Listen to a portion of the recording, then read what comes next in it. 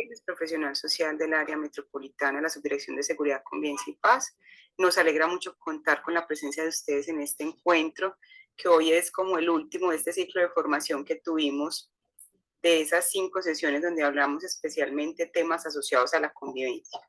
Hoy nos acompaña la abogada Laura Giraldo, quien hace parte del equipo de la Subdirección de Seguridad, Convivencia y Paz, para hablar de este tema tan significativo en las unidades residenciales y es la importancia de los manuales de convivencia en las propiedades horizontales. Entonces, nuevamente, bienvenidos y le doy la palabra a Laura. Muy buenas noches para todos y para todas. ¿Cómo están? Noches. Muy buenas noches. Bien. Muy buenas noches. Buenas noches. Sí, muy bien. Bueno, perfecto. Primero que todo, agradecerle mucho a Catalina, a Efraín y a Paula, que son las personas que han estado detrás de todo este proceso. Y bueno, muy contenta de estar hoy aquí con ustedes. En primer lugar, me voy a presentar. Mi nombre es Laura María Giraldo. Yo soy abogada de la Universidad Pontificia Bolivariana y soy candidata especialista en Derecho Privado. Y soy la persona que les va a hablar de este tema tan importante como son los manuales de convivencia y sus incidencias, ¿cierto? Porque son tan importantes. Entonces, yo suelo ser muy concisa, suelo hablar un poquito rápido. Señor Juan Fernando, ¿quiere agregar algo? Sí, qué pena, disculpe, para que autoricen la grabación de la conferencia. Gracias. Claro. Autorizamos. Gracias, Juan. Autorizamos. Autorizo. Claro que sí. Sí, autorizo. Bueno, entonces, si tienen alguna pregunta, levantan la mano o me van interrumpiendo, ¿cierto? Lo ideal sería que primero vemos toda la capacitación y al final me hacen las preguntas, pero si ustedes dicen, no, es que si no pregunto ya se me vuela, me pueden interrumpir, me pueden decir doctora, me pueden decir profe, me pueden decir Laura, como me quieran decir. ¿Listo? Entonces empecemos. Entonces el tema que nos convoca hoy es la importancia de los manuales de convivencia en las propiedades horizontales, ¿cierto? Vamos a tratar este tema de una forma muy lógica y para eso necesitamos llevar un orden. Ese orden va a ser primero saber qué es un manual de convivencia, cómo se construye el manual de convivencia, para terminar con cuál es la importancia del manual de convivencia en una propiedad horizontal. ¿Por qué? Porque no podemos hablar de la importancia de algo sin saber cómo es y cómo se construye. Por lo tanto, aquí quiero que me respondan ustedes que son expertos en estos temas, que tienen la experiencia, mejor dicho, y es cómo define la Ley 675/2001 los manuales de convivencia en la propiedad horizontal.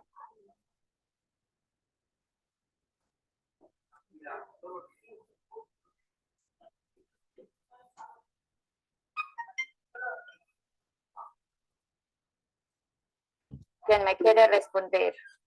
Marta Ligia, adelante. Doctora, muy buenas noches. Pues en la ley 675 del manual de convivencia lo que nos dice son como las normas básicas para aprender a vivir en comunidad, para aprender a respetar al vecino y que el vecino me respete a mí. Cómo manejar el orden y el respeto entre todos. Ok, ¿alguien más?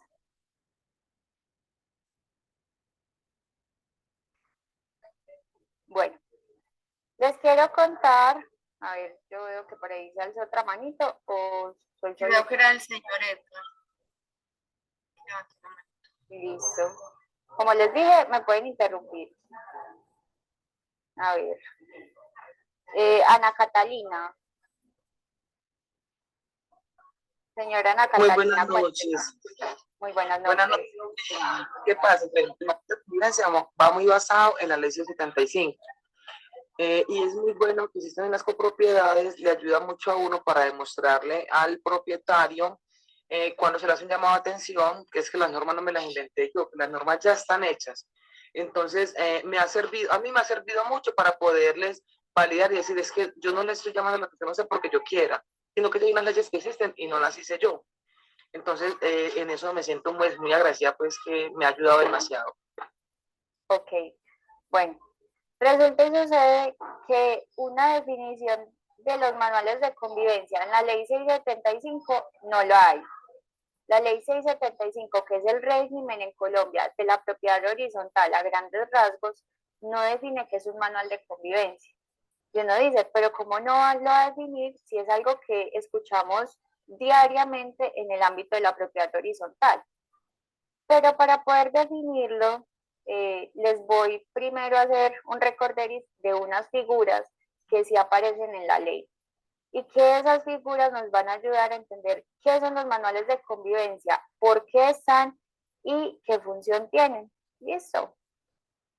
Bueno, entonces, vamos a hacer un pequeño recuento. Yo sé que lo de las normas no es para todo el mundo, entonces no voy a decir como el artículo tal dice tal cosa, no. Ustedes si quieren pueden leer la presentación, ahí lo dice.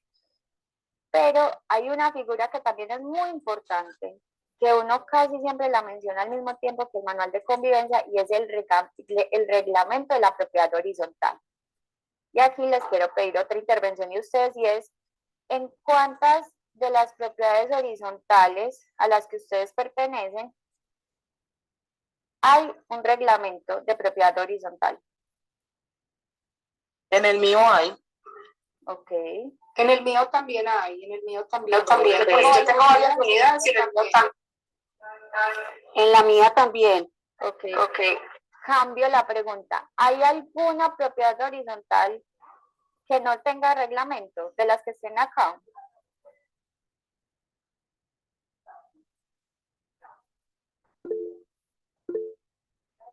Señor Carlos. Buenas noches, sí, a ver, yo vivo acá en el municipio de Bello, en la urbanización Montes Claros. Pues nosotros en el conjunto, o sea, en la torre donde yo vivo, no hay reglamento de propiedad horizontal.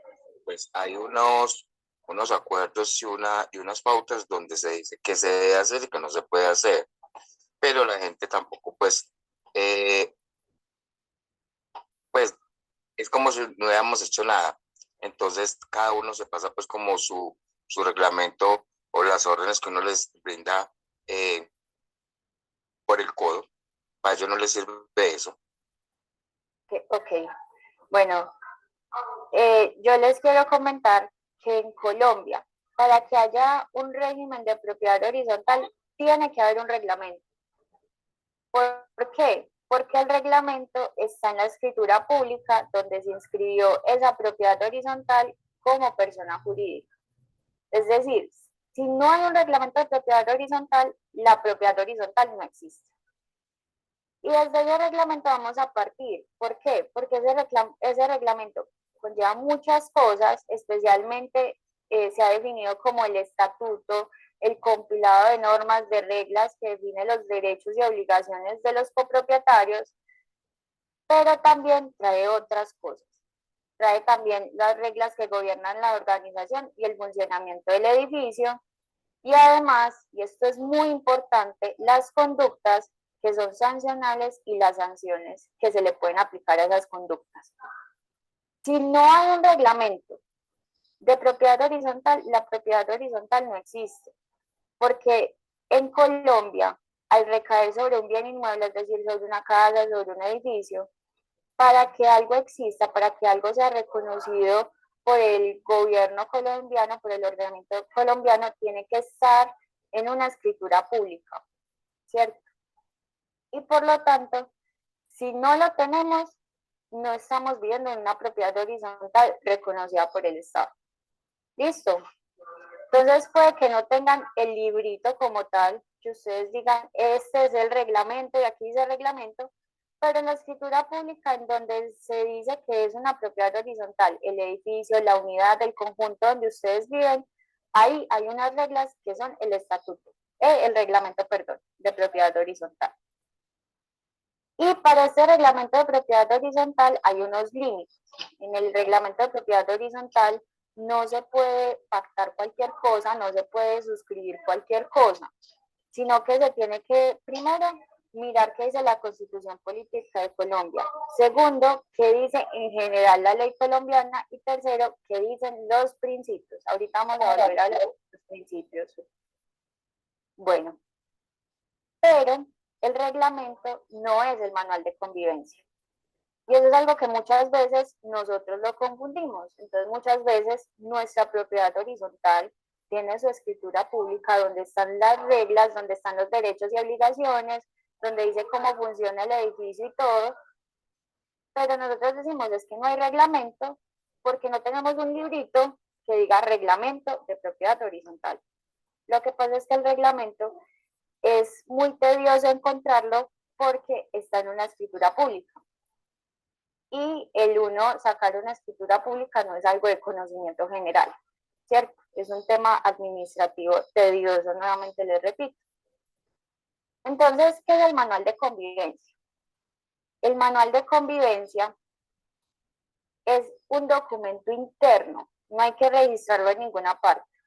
Es un documento interno que lo que consagra mayormente es la cultura y la filosofía de la propiedad horizontal. ¿Quién realiza este manual de convivencia? Los copropietarios, ¿cierto?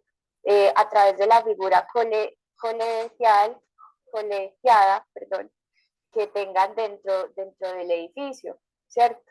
Eso también está en el reglamento de propiedad horizontal. Pero este manual de convivencia es muy importante. ¿Alguien me va a decir algo? ¿No? Ok. También es muy importante porque el manual de convivencia es un extracto de ese reglamento de propiedad horizontal. Entonces es muy tedioso que uno compre un apartamento o uno se pasa a vivir a un apartamento y que a uno le toque ir a la oficina de registro de instrumentos públicos y decir, necesito que me pasen la escritura pública donde se registre esa propiedad horizontal. Y uno, en todas esas normas que tienen, en ese formato que tienen, buscar qué reglas son de convivencia, qué reglas no son de convivencia, ¿cierto? El manual de convivencia es una forma en la que nosotros podemos decir, esto es lo que rige la propiedad horizontal, ¿cierto? Está en el reglamento, y ahorita vamos a ver por qué es tan importante que no sea diferente al reglamento, pues que su contenido sea coherente con el reglamento, pero es mucho más fácil porque está redactado, puede estar redactado en forma como de cartilla escolar, ¿cierto? A todos nos pasó que en el colegio o incluso con nuestros hijos les mandan unos libritos para aprender español, para aprender sociales, para aprender inglés. Y esos libros vienen con un paso a paso, vienen muy explicados. Si tienen un fragmento de un libro, no copian todo el libro, sino que usan ese fragmento y ese fragmento lo explica. El manual de convivencia es algo similar a eso con respecto al reglamento de propiedad horizontal. ¿Se acuerdan que les dije que dentro de ese reglamento de propiedad horizontal hay algo muy importante y son los comportamientos sancionables y las sanciones? Bueno, resulta y sucede que el manual de convivencia no puede agregar sanciones nuevas y no puede agregar comportamientos sancionables que no estén en el reglamento. Y esto lo vamos a hablar mucho esta noche, porque muchas veces nuestro interés, dependiendo de nuestro rol en la propiedad horizontal, es ese. ¿Cómo puedo introducir un manual de convivencia? Porque se me está presentando esta nueva situación y tal vez en el reglamento no está, o ignoramos si en el reglamento está o no está. Esta figura del manual de convivencia es tan importante que la misma Corte Constitucional, que es nuestro órgano máximo en Colombia, lo ha reconocido, ¿cierto? Entonces, ya teniendo en cuenta qué es el manual de convivencia, ¿cómo lo construimos? ¿Cómo construimos un manual de convivencia? Ya les dije, no tenemos que registrarlo. Lo que se registra en la escritura pública, mediante escritura pública, es el reglamento de propiedad horizontal, no el manual de convivencia. Y hay de cierta forma mucha más libertad. Pero, como se los he venido diciendo, el manual de convivencia tiene que estar en consonancia con el reglamento de propiedad horizontal. Y para nosotros asegurarnos que tenga completa coherencia con el reglamento de propiedad horizontal, tenemos que partir de esto, y es que el manual de convivencia, ¿dónde está? En el reglamento de propiedad horizontal. No tenemos que ponernos a inventar. Si nos queremos poner a inventar su contenido, su sustancia, su esencia, tenemos es que ir al reglamento de propiedad horizontal y modificarlo allí. Pero en el manual de convivencia no nos podemos poner a inventar. Ya me van a entender un poquito más. ¿Qué es extra del reglamento? Los derechos y obligaciones de los copropietarios, más que todo, mayormente, los comportamientos sancionables, las sanciones, los principios y los procedimientos, especialmente para aplicar esas sanciones a esos comportamientos sancionables. El manual de convivencia, por así decirlo, trae las normas que rigen la convivencia, valga la redundancia, en la propiedad horizontal, pero de una forma mucho más comprensible. ¿Por qué? Porque como les digo, o sea, no todo el mundo tiene la costumbre de mirar las minutas de una oficina de registro de instrumentos públicos, de saber dónde está todo, y pues digámonos la verdad, uno no es como que esté muy desocupado para irse y estudiar la escritura pública, ¿cierto? En cambio, el manual de convivencia es mucho más fácil. Y esto se los estoy repitiendo mucho porque es muy importante para entender la importancia del manual de convivencia. Bueno, aquí hay algunos consejos para el manual de convivencia, para los que me dicen que no hay manual de convivencia para construirlo. En las propiedades horizontales, que ustedes me dicen que no tienen el manual de convivencia. Recuerden, reglamento de propiedad horizontal tiene que haber en toda propiedad horizontal que sea reconocida por el Estado colombiano. Consejos. Incluir los principios. Los principios, ¿a ustedes qué les dice la palabra principios? ¿Ustedes qué piensan? Yo les digo principios y ¿qué es lo que se les viene a la cabeza? Los buenos comportamientos. Ok. Fundamento. Ok. Los deberes. Ok. Donde Valores. empieza algo. Bueno, principios. Lo que son las bases, ¿no? La responsabilidad. Pregunta, la reunión sí se está grabando, perdón. Sí se está grabando la Tranquila. reunión.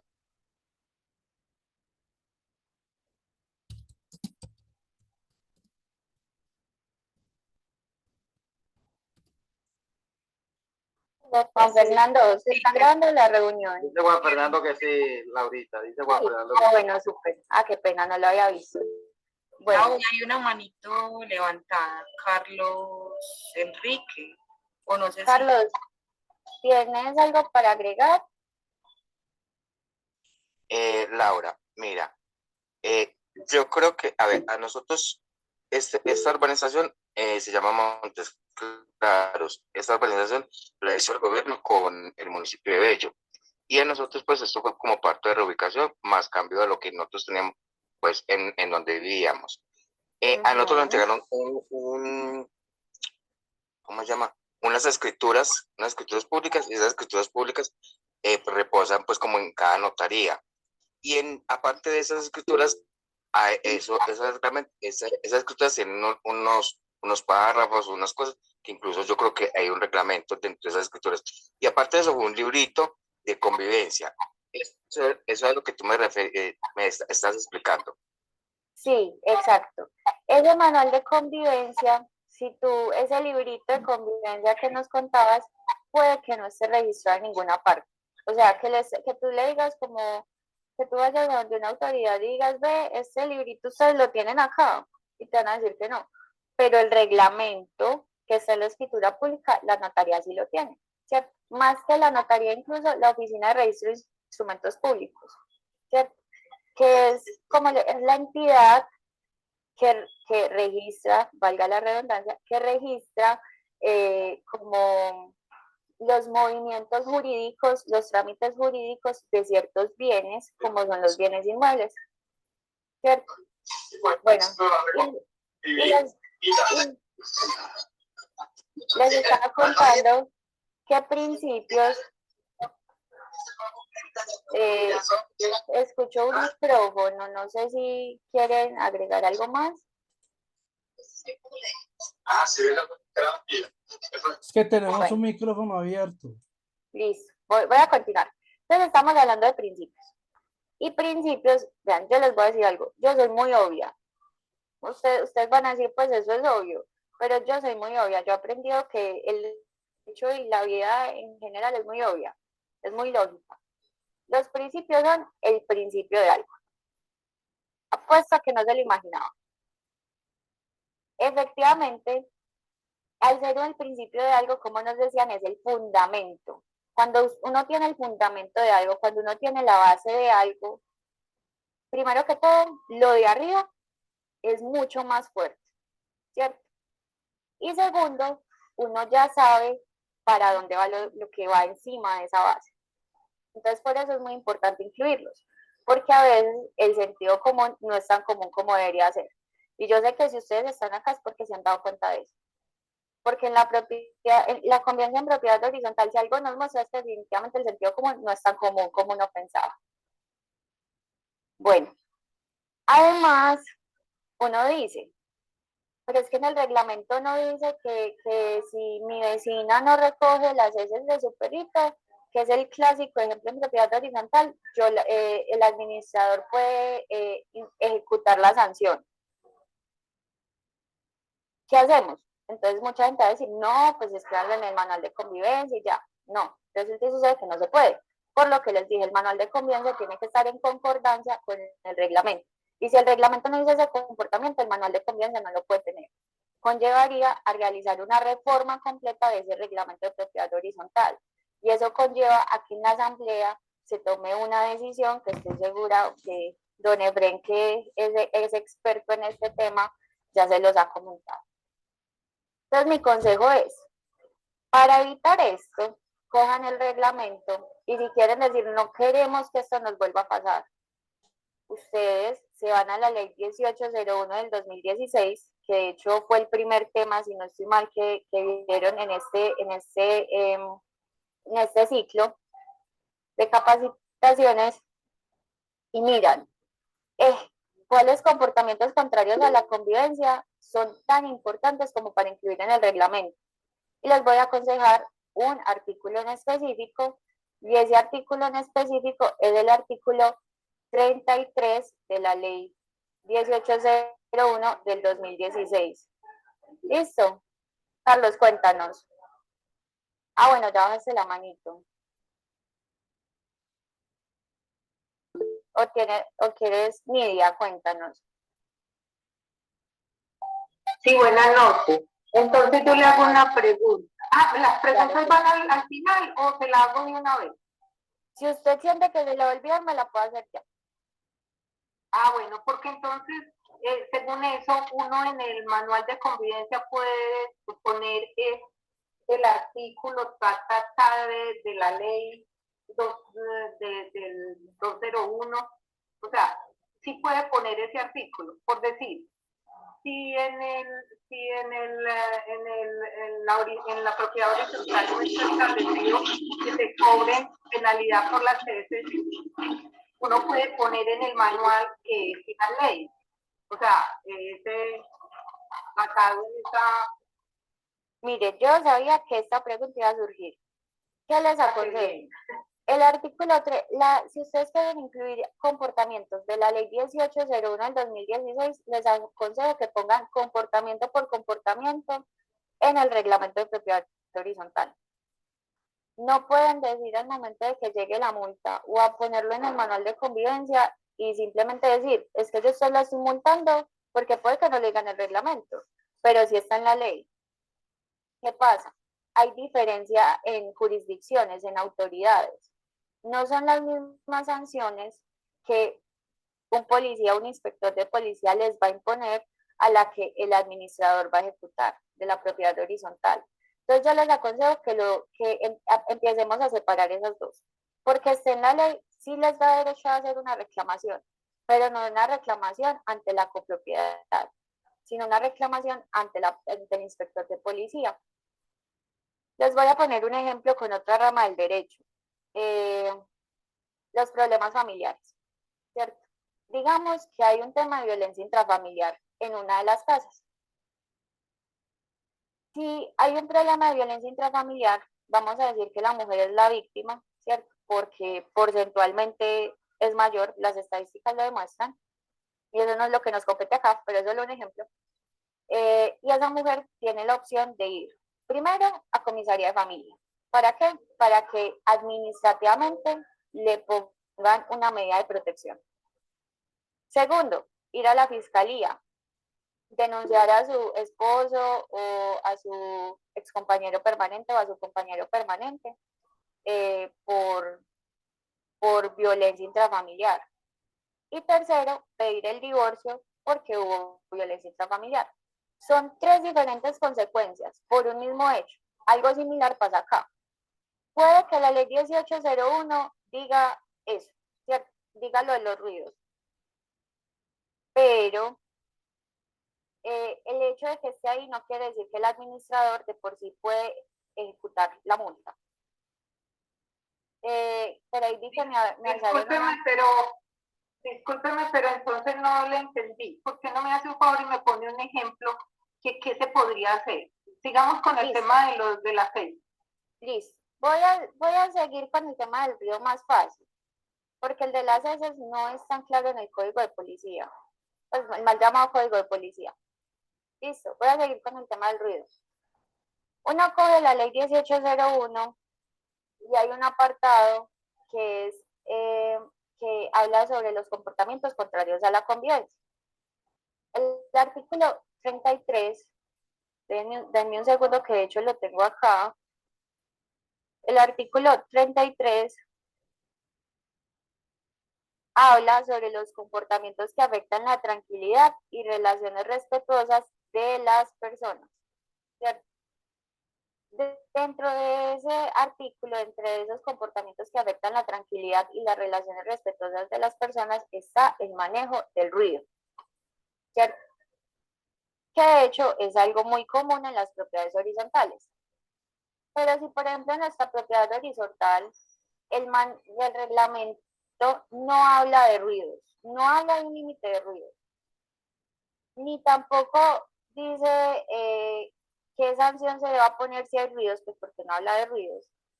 El manual de convivencia no lo puede decir. Por lo tanto, dentro de la copropiedad no se puede sancionar por los ruidos. Pero usted como vecina, como copropietaria, ¿qué sí puede hacer? Puede llamar a la policía y poner la queja, ¿cierto? ¿Qué se puede hacer para que este comportamiento de ruidos se incluya? Usted va al reglamento de propiedad horizontal, de su propiedad horizontal, y revisa. ¿Ve? No dice nada de ruidos. Entonces lo lleva a la asamblea y dice, lo que yo propongo es que el reglamento de propiedad horizontal se reforme. Y esa reforma tiene que hacer a través de escritura pública. Propongo que agreguemos un apartado donde se incluyan estos comportamientos que están en este artículo de la ley 1801. ¿Para qué? Porque si eso ya está incluido en el reglamento de propiedad horizontal, ustedes pueden incluirlo en el manual de convivencia.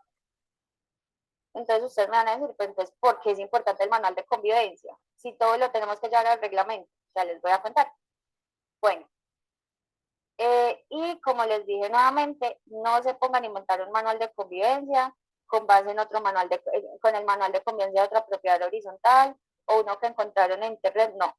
El manual de convivencia se debe realizar en concordancia con el reglamento de propiedad horizontal, que está donde en la escritura pública de la propiedad horizontal.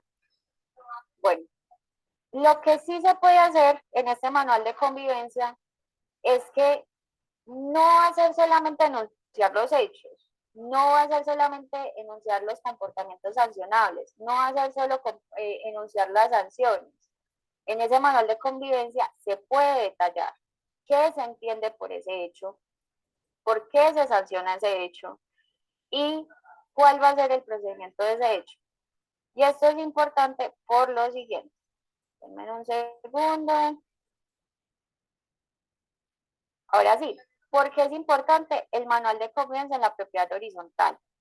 Pero antes quiero pedirles que ustedes me compartan, según lo que hemos visto, ustedes por qué creen que es importante el manual de convivencia. Porque nos ayuda a cumplir la normatividad establecida y para poder que todos los residentes tengan unas normas establecidas dentro de una copropiedad.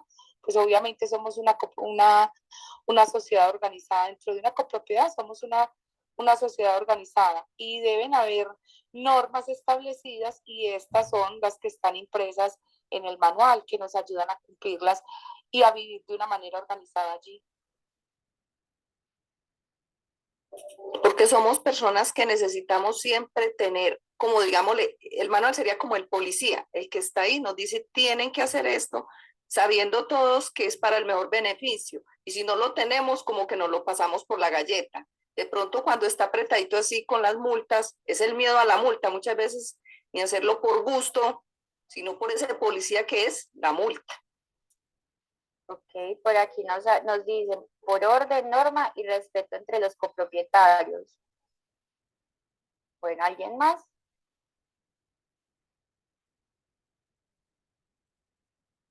Listo, entonces continuemos. Edgar, señor Edgar, cuéntenos. Sí, lo que pasa es que ya con el manual de convivencia ya es algo que es como la exigencia y que se estipula en la ley. Pero ¿qué pasa? Cuando ya la gente le hace uno se cumplen las cosas, se acarrea una cantidad de enemigos. ¿Por qué? Porque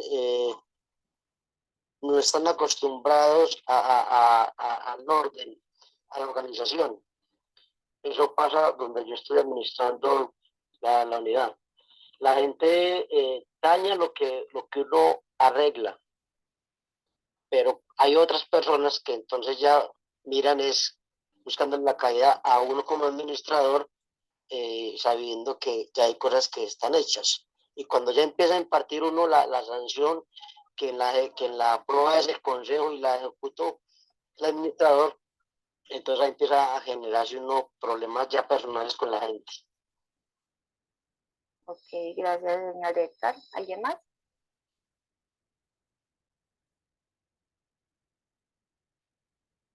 Bueno, está bien, continuemos.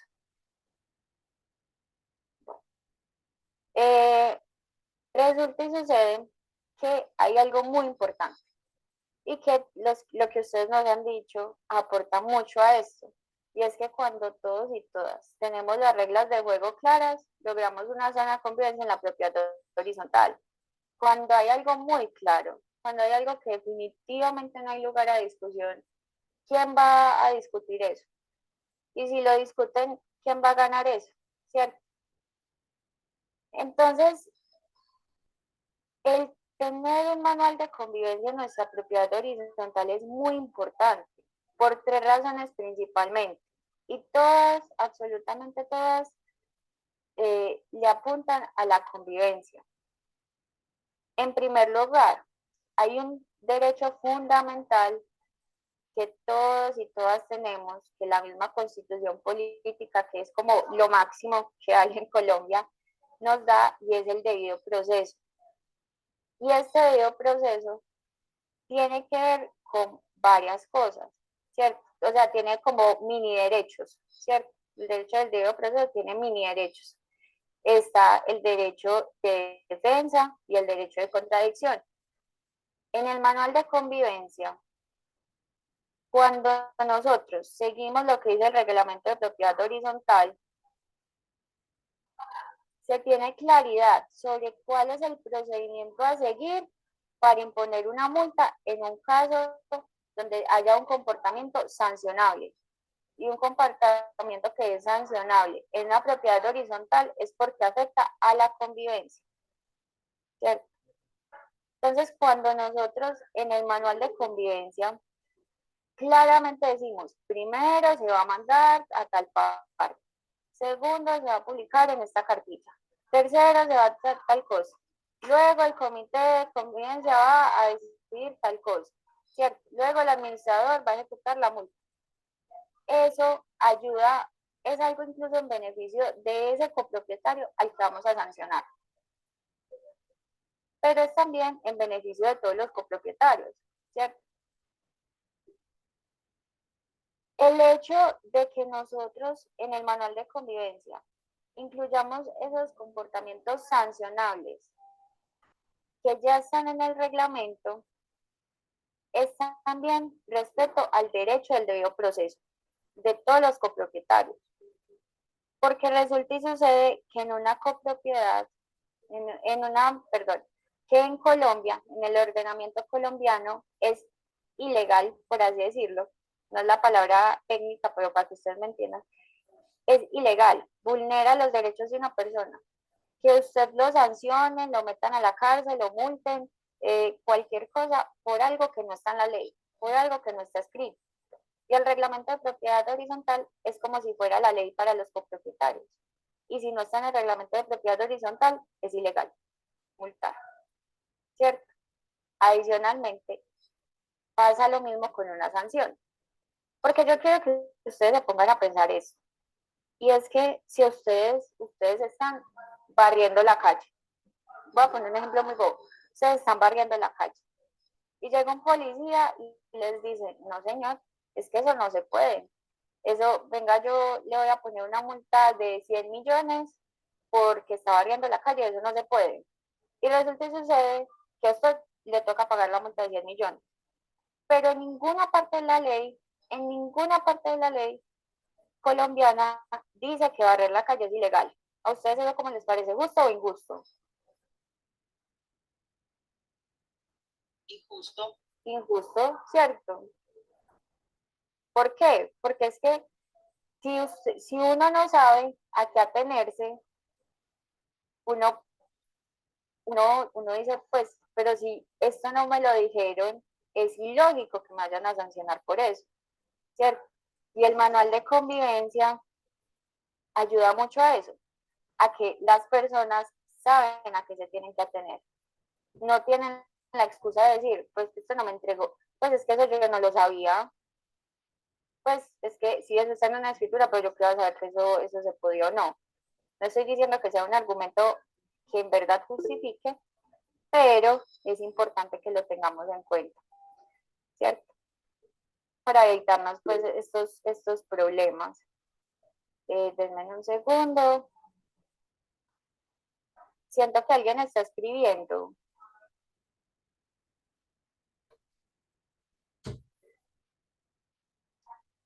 Pero, doctora, es claro que en la ley colombiana también, pues en muchos países, la mayoría indica, una de las primicias del derecho dice que el desconocimiento de las leyes no lo exime de la sanción, del castigo. Exacto, sí, total, por eso les dije, no es un argumento justificable, pero es un argumento que lleva un proceso muy tedioso, donde la gente está en desacuerdo, y pues cuando la gente está en desacuerdo, puede que se resuelva de persona a persona, pero muchas veces puede que no se resuelva de persona a persona y toque elevarlo a una instancia mucho más alta que genere muchos más costos y que sea una pérdida de tiempo, ¿cierto? Por eso les dije, no es un argumento justificable, pero es mucho más fácil llevar una convivencia donde hay unas reglas de juego claras. Bueno, y luego, Tengo una claro que sí, inquietud. cuéntame. Gracias. Que es una inquietud con respecto a los valores o multas. En la cartillita, pues, que tú mencionabas como ilustrativa del manual de convivencia, he notado como que se habla de aspectos como las mascotas, como los decibeles del ruido. No recuerdo que allí se hable de multas o de valores. Entonces, no sé si esa sea la constante, pues, de que se hable o sea, del deber ser, ¿cierto? De cómo convivir, pero no necesariamente de una sanción económica. Sí, Entonces, quería preguntar, pues, si esas sanciones económicas realmente, ¿bajo qué premisa surgen o qué? No, a ver, Si la sanción a esas actividades, si tú en la práctica has visto que a esas actividades la sanción es una multa, es porque aunque la multa no esté en el manual de convivencia, sí está en el reglamento de propiedad horizontal. Tiene que estar allí, o sea, si allí Sí. no está, la Asamblea General de ninguna manera podría cobrar Exacto. algún valor. Exacto, Ok, sí. ok, gracias. Puede que no esté en el manual de convivencia, pero primero que todo, si no está en el manual de convivencia, va a generar una pelea impresionante, porque va a decir, y es que yo simplemente por no recoger las heces de mi perrito me va a tocar pagar 100 millones, pues es un ejemplo, ¿cierto? Claro que sí.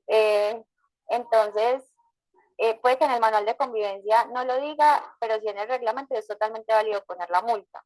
Pero es recomendable ponerlo en el manual de convivencia para que los copropietarios sepan a qué se atienen. Señor Rubén, cuéntenos. Pero ponerlo en el manual de convivencia, perdón, yo No, me atravieso tranquila, ahí, tranquila. implicaría lo de elevar la escritura pública, según No. comprendo.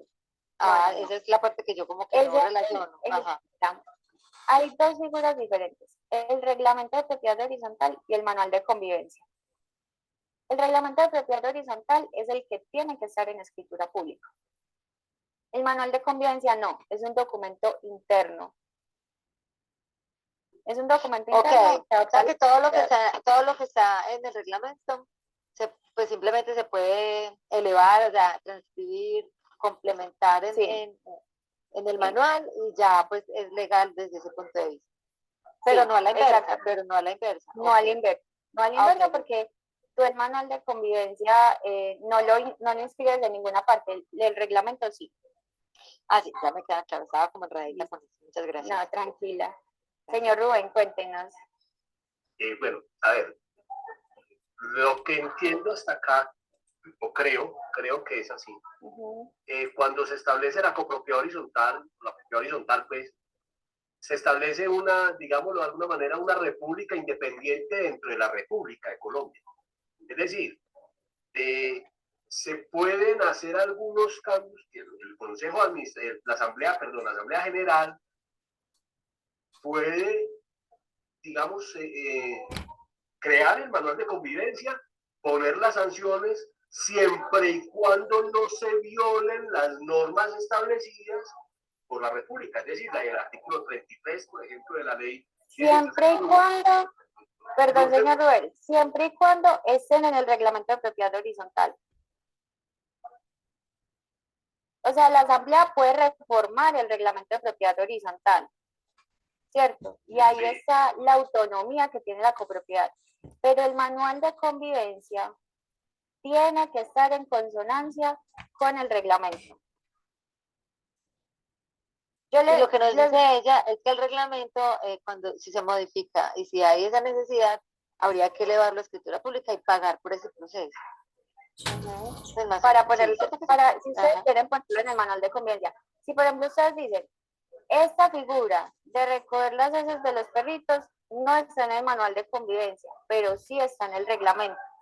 En ese caso, no hay que hacer un proceso tedioso, sino simplemente ustedes ponen el manual de convivencia, ponen recoger las heces de los perritos y ya, y lo vuelven a repartir y ya. Pero si no está en el reglamento, sí tienen que reformar la escritura pública, el reglamento. Lo que pasa es que aquí se juega también con algo que es el RPH o el reglamento, digamos que lo crea, lo genera el propietario inicial, o sea, el constructor, a su imagen y conveniencia, sin tener en cuenta las necesidades de los propietarios, que eso es lo que yo, uno de los grandes errores que encontré con Isbimet en mi caso, es que el reglamento de propiedad horizontal de RPH es muy acomodado a ellos.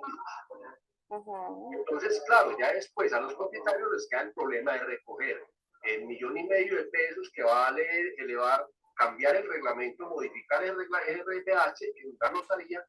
Entonces, yo creo que ahí sí estamos fallando en el casito, porque estamos sujetos a lo que se le ocurrió al propietario inicial.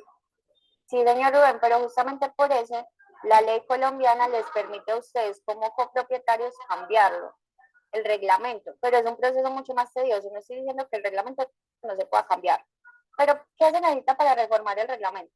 se necesita una aprobación del 70%, del 100% de los coeficientes que conforman la copropiedad. Elevar esa reforma a escritura pública, ¿cierto? Y registrarla en la Oficina de Registro de Instrumentos Públicos. Y eso sí lo hacen los copropietarios a través de la asamblea. Bueno, ¿por qué? Y yo les quiero poner aquí un ejemplo muy de derecho, pues al fin y al cabo,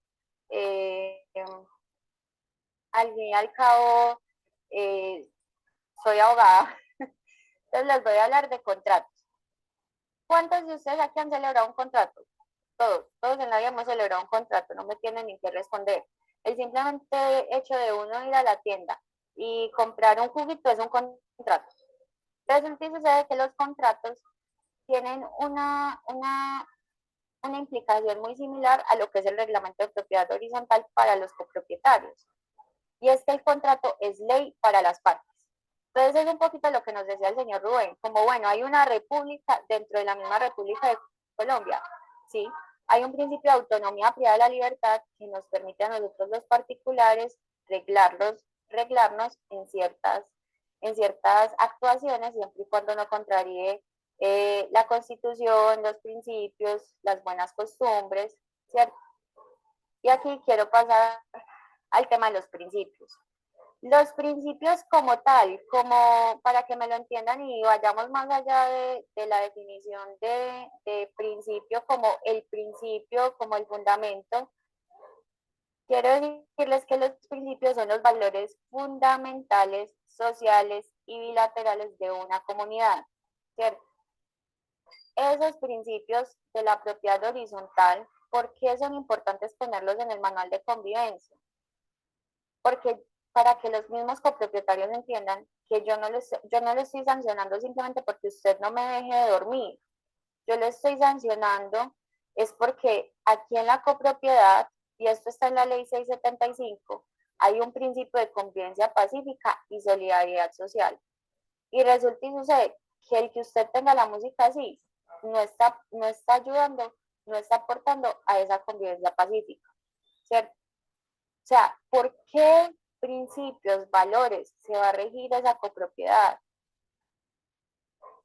¿Cuál va a ser la base de todo lo que va a estar que está en el reglamento y que va a estar en el manual de convivencia? ¿Cuál va a ser esa base?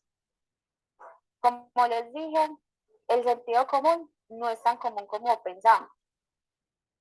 Y el uno tener los principios ayuda a entender a la gente por qué se está sancionando, por qué se reglamenta, por qué se tiene que pagar una administración, ¿cierto? Otro principio que contiene la misma ley 675 es el respeto a la dignidad humana. ¿Esto qué quiere decir? Esto viene desde la Constitución, pero igualmente la ley 675 lo quiso poner. Y es que uno no puede poner que, por ejemplo, en esta propiedad horizontal no se pueden entrar los bajitos achinados que tengan el color de piel rojo. No se puede, eso es discriminación, eso atenta contra la dignidad humana, ¿cierto? Entonces, ese es otro límite. Y el tener esos principios claros desde un inicio, desde que el copropietario tiene ese librito en la mano y entra y se encuentra convivencia pacífica, solidaridad social, ya va a entender que lo que sigue no es capricho de la asamblea, no es capricho del administrador, no es capricho del consejo, no es capricho de nadie, es porque de verdad tiene una razón de ser. Y con todo esto decirles que el manual de convivencia lo que hace es fortalecer la convivencia. ¿Por qué? Porque si uno sabe a qué se atiene, si uno sabe qué es lo que los otros esperan de uno, y uno dice, ven, sí, es que yo también espero esto de ellos, las personas se van a entender un poquito más. Y el tener tan claro el manual de convivencia nos ayuda a limitar discusiones.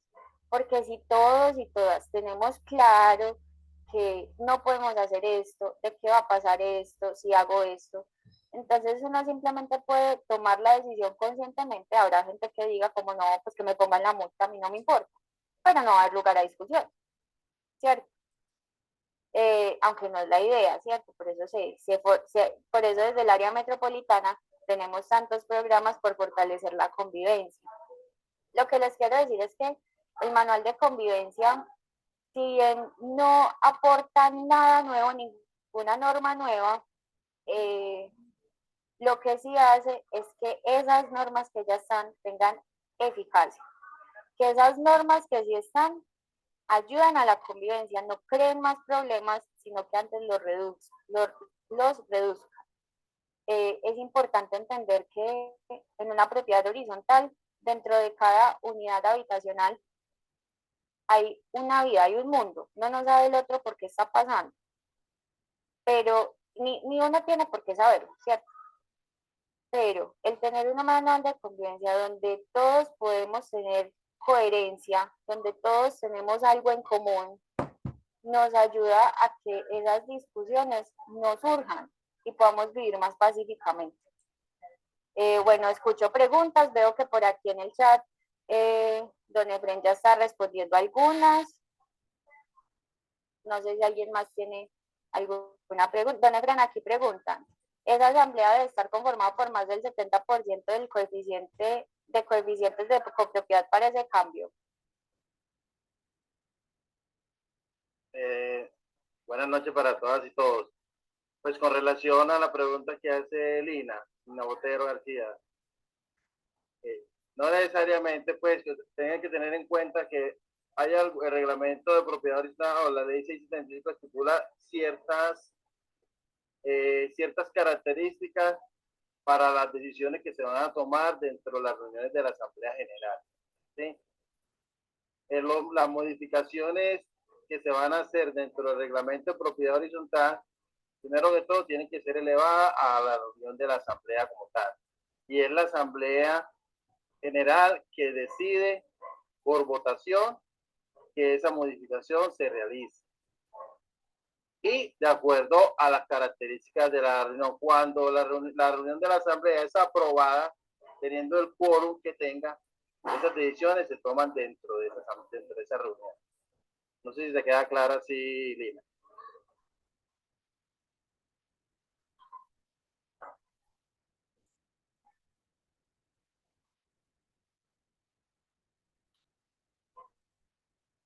Lina.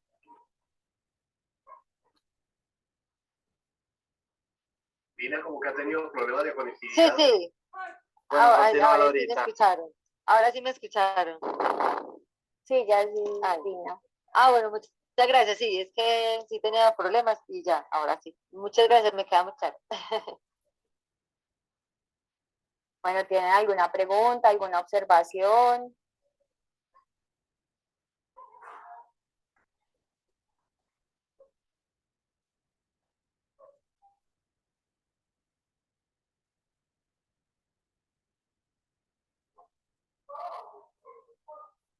Bueno, los escucho muy callados. Pero yo quiero que se queden con algo. Y es que yo les hice el recuento de qué es un manual de convivencia, para que, pues, cómo se construye. Pero lo que más me importa es que ustedes acudan a eso, es porque se den cuenta que el manual de convivencia en verdad es importante. Y es especialmente por estas tres situaciones. Pues en primer lugar, un debido proceso no se le niega a nadie, absolutamente a nadie. Ustedes saben, ni al más grande criminal se le niega el debido proceso. Segundo, al contener los valores fundamentales, aporta la convivencia porque todos y todas vamos a tener algo en común, ¿cierto? Unos valores en común, especialmente la convivencia pacífica y la solidaridad social. Y además el respeto de la dignidad humana.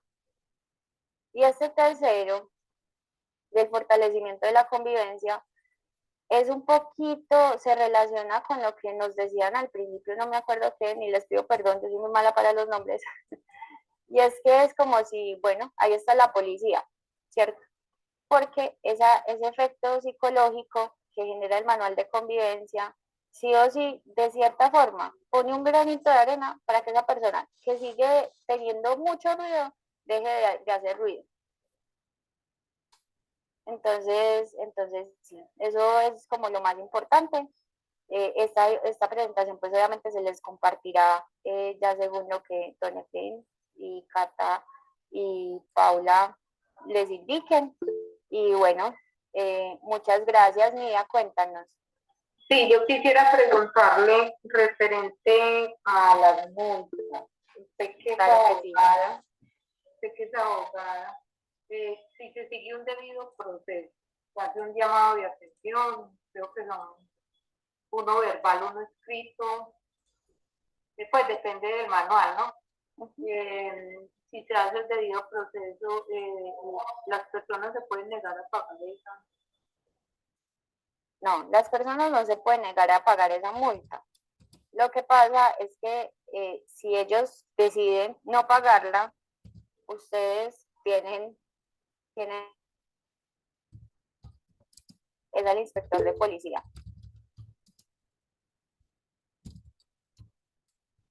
Y aquí Don Efren nos está precisando un poquito más y para reformar el reglamento efectivamente se necesita el 70% de los coeficientes que conforman la copropiedad. ¿Listo? Entonces, sí, señora Nidia, no sé si le quedó clara la pregunta, la respuesta. Sí, claro. Listo. Tengo una duda. Claro que sí, señora Lina. Una vez como algo ahí para el debate. Listo. O las provocaciones como que por ahí. y es que en algún momento de la vida sin duda alguien ha escuchado que dice, hay que generar multas por no asistir a la reunión ordinaria anual de la asamblea. Pero yo tengo entendido que no es posible hacer ese tipo de multas porque ese encuentro anual ordinario es un derecho más no una obligación. Entonces, ahí no sé qué comentarios tienes de pronto para aportarme. Gracias. Bueno, no sé si antes de yo responder, ¿ustedes qué piensan? Yo pienso que es que no hay forma de obligar a la gente. La gente siempre repite la misma palabra cuando se cita la reunión. Van a hablar de lo mismo. Y literalmente las reuniones siempre son para hablar de lo mismo. Porque no hay algo que genere un problema diferente. Siempre van a ser los mismos problemas y siempre van a ser las mismas situaciones. Entonces, por eso la gente siempre dice esa palabra. Y después, yo no sabía, yo no me enteré, a mí no me dijeron, entonces yo no cumplo. Lo que decía ahorita don Rubén, es que a nosotros no nos exime de las obligaciones el no saber la ley. Luego doña Adriana y luego don Rubén y luego doña Lidia.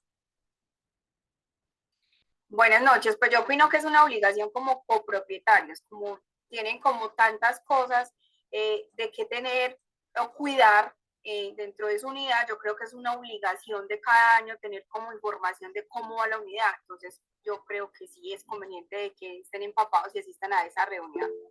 Sí es una obligación para mí. Ok. Don Rubén. Bueno, yo considero que la multa es una forma de castigo, ¿cierto? Y considero que la misma ley 675 ya tiene el castigo para los que no asisten. O sea, en segunda convocatoria, las decisiones aprobadas en la asamblea son ley. Entonces, si no participan, pues esa es su forma, ese es su castigo. Pues es, digamos que su multa. El tener que acatar obligatoriamente las decisiones que otras personas tomaron por ellas. Ok. Doña Lidia. ¿Sigue usted, cierto? Sí, claro, mira, lo que pasa es que sabemos que la asamblea es el órgano máximo en este caso de PH, de los copropietarios, y es donde se establecen las normas, los reglamentos, lo que se va a hacer y se toma la decisión en forma conjunta, y por eso tiene que haber una votación de la mitad, 50% más uno. Si la persona, si un copropietario no asiste, está en la obligación, el deber de mandar inclusive a una persona para que decida por él, porque de lo contrario se tiene que someter a lo que decida el resto de la asamblea. Entonces sí, es obligación que asista porque ahí se toman todas las decisiones, todo lo que se va a hacer, un presupuesto y demás, todo para todo lo que se convoca en una asamblea. Era mi aporte. Gracias. Muchas gracias. Doña Alexandra.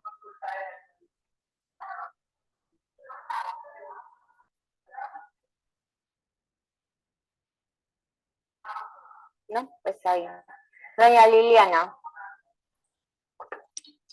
Bueno, yo tengo la misma opinión de Alexandra. Hola. Exactamente. Ahora hablo yo. Listo, sí, por favor, qué pena. Estaba diciendo que exactamente tengo la opinión de los señores anteriores, tanto la señora, la asamblea es el órgano que, pues, mejor dicho, rige todo, y sí debe ser una obligación, es que desde, o sea, uno es como un niño, uno no puede tener un niño en un colegio y tirarlo allá y ya, y hasta ahí llega nuestra responsabilidad, no. Lo mismo pasa en una copropiedad. Y la persona que no va a las asambleas, pues está sometida a que lo que se decida, pues ya, se tiene que dejar, pues cumplir, se tiene que cumplir ya, no hay otra. Entonces sí considero que es obligación. Listo. Doña Alexandra, ahora sí, qué pena con usted. Buenas noches para todos. ¿Me escuchan? Sí, señora. Bueno, yo le cuento, acá en la organización donde yo administro, nosotros por reglamento de propiedad horizontal, tenemos establecido que la no asistencia a las asambleas extraordinarias o las a las asambleas ordinarias o extraordinarias se les cobra una multa, que es un mes de administración. Y cuando mandamos la citación, le mandamos el párrafo donde dice en el reglamento de propiedad horizontal que si no asisten a la asamblea se les cobrará la multa. Y con los delegados solamente podemos, de representación, una persona solamente puede representar 3 unidades familiares, porque es que muchas veces llegaban 10 personas, yo represento 10 copropietarios, no, solamente una persona puede representar 3 unidades familiares, y ese era mi aporte. Y nos ha ido como bien con las multas de la asamblea, porque mucha gente también lo tenemos estipulado de que si usted no va a la asamblea y manda la excusa, no es que manda la excusa el 25 de diciembre diciendo que no puede ir a una asamblea que se hizo en febrero o en marzo, sino que la debe mandar antes de un mes para ya el consejo estudiarla, si se la levanta o si sigue con la multa. Ese era mi aporte. Ok, gracias. Bueno, se nos fue la otra persona que iba a aportar. Bueno, no sé si alguien quiere aportar para yo comentarles mi punto de vista. Bueno, está bien. Bueno, resulta que bueno, señor Juan Fernando. Sí, lo que pasa es que lo estoy buscando, pero yo estoy vinculado a un, ¿cómo se llama eso? A un grupo de propiedad horizontal, y ellos enviaron hace más o menos unos 3 meses que fue demandado ese proceso en las propiedades horizontales ante, ante el Consejo de Cundinamarca. Cuando el Consejo de Cundinamarca, digamos, respondió de que eso era ilegal, por lo que ustedes están hablando, de que eso es un derecho más no obligación. No sé hasta qué punto esa respuesta, yo la estoy buscando, se la encuentro y las envío. Esa respuesta fue del Consejo de Cundinamarca con pues unos apoyos. Yo estoy leyendo eso muy técnico, pues muy de abogados, pues había que sentarse uno a leerlo y irlo transformando digamos, a palabras coloquiales. Pero tengo entendido que a partir de mitad de año sí, eso es ilegal para las propiedades horizontales, establecer sanciones para las personas que no van a las asambleas, bien sea asamblea ordinaria o bien sea asamblea extraordinaria.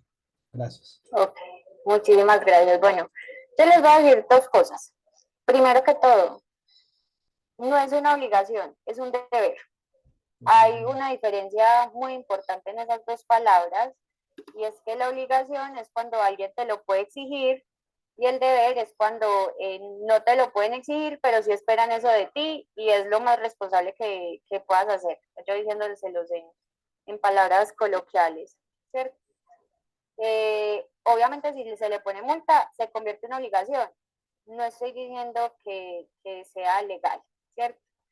Porque justamente la ley pues, la estipula de cierta manera así, y es que es un derecho y un deber.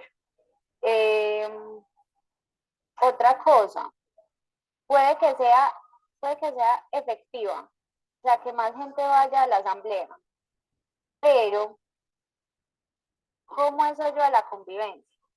¿Con qué ánimos van los copropietarios que asisten a la asamblea? Si el problema es la crítica de las personas, les voy a decir algo, a uno lo critican por todo. Así ellos estén ahí, igualmente lo van a criticar. Segundo, si es por la dificultad en tomas de decisiones, algo que nos decía Alexandra que es muy importante, es que es esa posibilidad de delegar en otras personas, ¿cierto? Y así se podría tomar la decisión. Pero el poner esas multas, y yo no pues tengo la respuesta, es algo que los invito a reflexionar. ¿Qué tanto suma la convivencia en la propiedad horizontal? ¿Qué tan amenas hacen las asambleas? Don Efraín, no sé si quiere agregar algo más.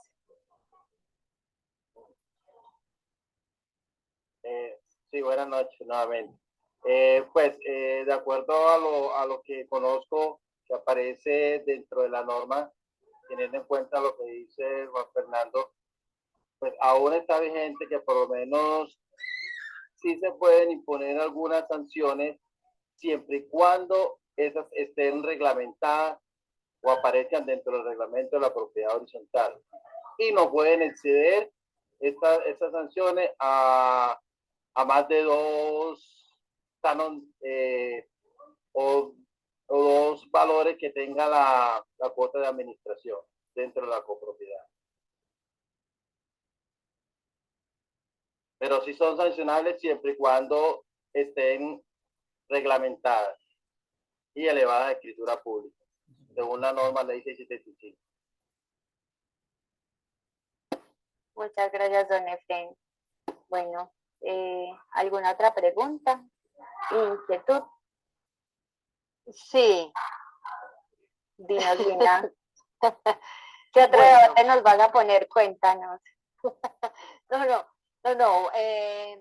Con respecto a la realización, quisiera hacer un aporte.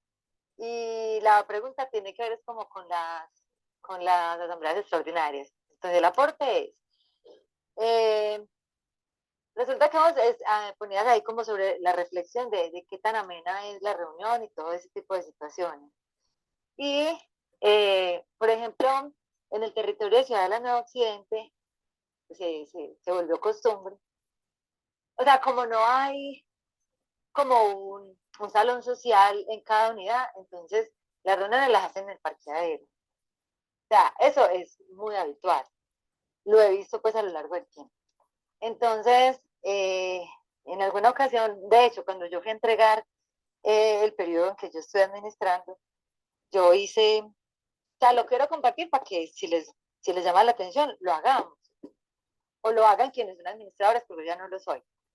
Yo solicité el préstamo del auditorio de la UBA, que me parecía un lugar y un entorno mucho más agradable, con sonido, y la gente se sentaba.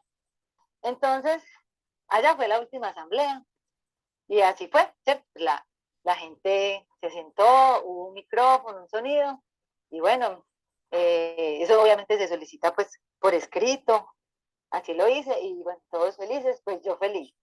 Aunque quienes recibían no les gustaba pues muchas cosas de las que yo hacía, y no, que eso tenía que seguir siendo en el corredor, a todo pulmón, yo con lluvia o con frío o con lo que fuera, pero eso es como un aporte de algo que yo ya hice, que me pareció supremamente agradable y que los invito para que lo hagamos, pues ojalá pues con la idea de que el INDER pues siga siendo flexible, pues fue una solicitud por escrito, debidamente pues enviada.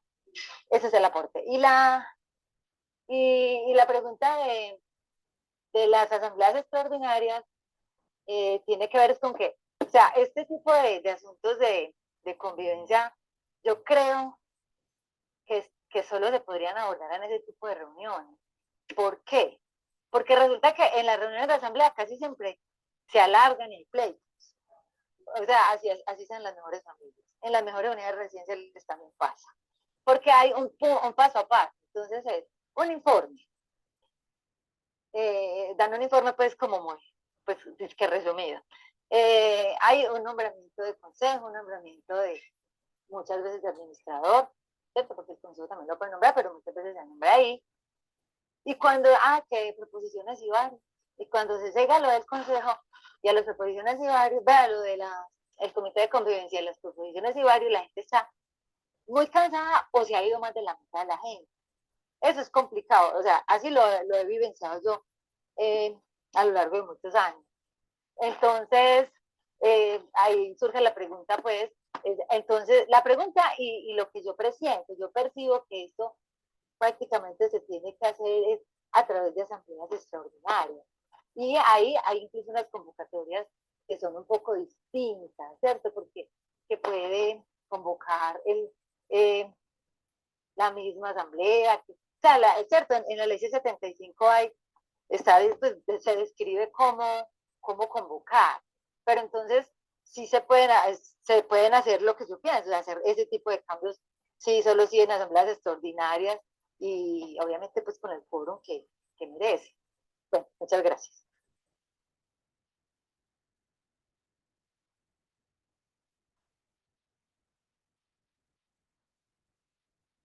Don Efren.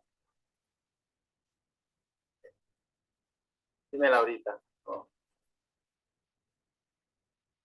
¿Escuchaste la pregunta? Qué pena, Laura, no. No, no, tenía que ver con las asambleas extraordinarias. Sí, en las asambleas extraordinarias se puede realizar la reforma del reglamento. O sea, si se cita una reunión extraordinaria para hacerle alguna reforma al reglamento, se puede hacer, pero hay que tener en cuenta que tiene que ser con el 70% de los copropietarios. Ok, gracias. Está haciendo la convocatoria como dice la ley y obviamente teniendo el quórum como dice la ley, imagino. Sí, claro. Sí, efectivamente, sabemos que los días pertinentes, los días hábiles pertinentes para la reunión extraordinaria y se cita, pero para tomar decisiones tiene que estar el 70% de los copropietarios. De lo contrario, no se pueden tomar decisiones para la modificación del reglamento. Ok, muchas gracias. Exactamente, es el 70% del coeficiente de copropietarios. Así es, gracias. Bueno, muchísimas gracias. Le doy la palabra a don Efren, a Catalina o a Paula para que nos den indicaciones. Muchísimas gracias por estar hoy aquí con nosotros. De verdad espero que les haya servido.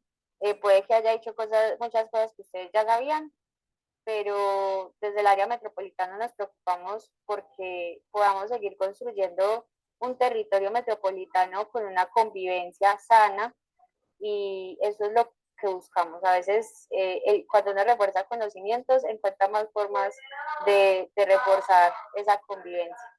Muchísimas gracias. Muchísimas gracias a ti, Laura, y a todos nuevamente pues por estar conectados. Les contamos que las certificaciones de este ciclo de formación las estaremos enviando a los correos electrónicos previa verificación de las asistencias. Recuerden que era con una asistencia de mínimo 3 sesiones por persona, entonces en el equipo estamos verificando esa información para diseñar, que ya está diseñado, pero para entregarles entonces a ustedes en el correo la certificación. Muchísimas gracias en nombre del equipo de la Subdirección de Seguridad y Convivencia y esperamos seguir contando con ustedes en otros procesos de formación. Esperamos que en la asistencia hayan puesto con claridad sus nombres completos y apellidos. Feliz noche y muchísimas gracias a todos. Muchísimas gracias.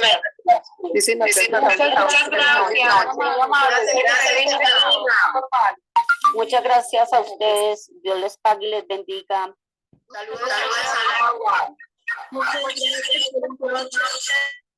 Gracias, buenas noches. Gracias a todos y a todas. Feliz noche. Muchas gracias, buenas noches. Gracias, feliz noche.